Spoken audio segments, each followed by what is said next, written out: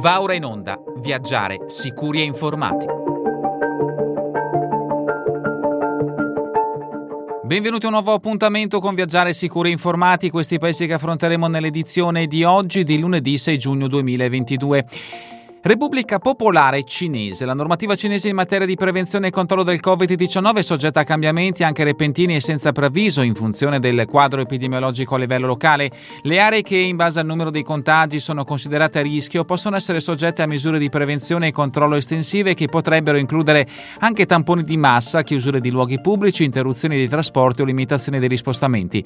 Il lockdown totale nella municipalità di Shanghai è terminato. Rimangono invece ancora molte limitazioni per quanto riguarda l'accesso agli edifici pubblici. Per poter uscire dalla propria abitazione, entrare in un qualunque edificio o accedere ai trasporti, compresi taxi, è obbligatorio scansionare con il proprio smartphone un QR code di localizzazione ed essere in possesso di un referto negativo di un test molecolare non più vecchio di 72 ore. Gli aeroporti sono difficilmente raggiungibili e l'operatività dei voli è ridotta al minimo. Considerato quanto sopra, si sconsigliano al momento viaggi non indispensabili a Shanghai.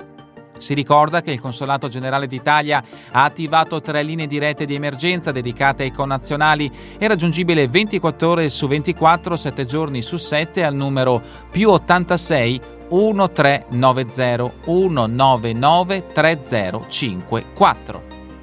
Regno Unito. Come predisposto dalle guide fornite da gov.uk, i cittadini UE che risulteranno essere sprovvisti del passaporto per l'ingresso nel Regno Unito potranno essere respinti alla frontiera. Solo coloro che hanno aderito allo UE Settlement Scheme, lavoratori transfrontalieri, Frontier Worker Permit Link ipertestuale, cittadini UE con permesso per ricongiungimento familiare all'interno dell'EU Settlement Scheme, EU Settlement Scheme Family Permit Link ipertestuale, cittadini UE con permesso per trattamento sanitario nel Regno Unito S2 Healthcare Visitor Link ipertestuale potranno continuare ad utilizzare la carta d'identità. Il presente documento ID Cards Fact Sheets in lingua inglese propone una serie di risposte alle domande più comuni su questa misura in vigore dal 1 di ottobre. Norvegia. Tutte le misure di controllo legate alla pandemia anche sugli ingressi nel paese sono abolite. Sono revocate anche le ultime misure sull'ingresso nelle isole Svalbard. Islanda. L'attività sismica nel cratere del vulcano Kirusivik è tornata alla normalità. Alla luce di questi nuovi dati, la zona del vulcano Kirusivik è stata dichiarata dalle autorità locali in codice giallo per quanto riguarda i trasporti aerei. È situato nella zona settentrionale del paese e è in corso di sollevamento della superficie della zona vulcanica. Stiamo parlando del vulcano Askja.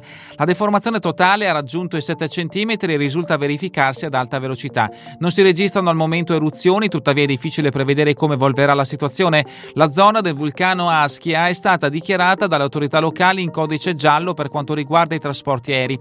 Maggiori informazioni sul sistema vulcanico Askja sono disponibili sul sito www.icelandsilocanoes.is. Un altro vulcano attivo in Islanda. L'attività sismica nella zona di Reykjanes si è significativamente ridotta negli ultimi giorni.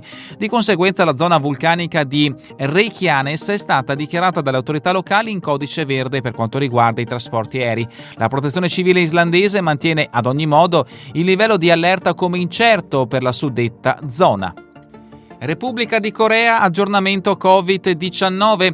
Dall'8 giugno 2022 anche i viaggiatori non vaccinati possono fare ingresso in Corea senza obbligo di quarantena. Rimane l'obbligo di presentare esito in lingua inglese o coreana di test antigenico effettuato in laboratorio al massimo 24 ore prima della partenza oppure di test PCR effettuato a 48 ore prima della partenza. All'ingresso, entro 3 giorni dall'arrivo, sarà necessario sottoporsi a test PCR. Si ricorda che è necessario compilare i formulari QCOD al sito www.covid19ent.kdca.go.kr e il K-ETA al sito www.k-eta.go.kr prima della partenza.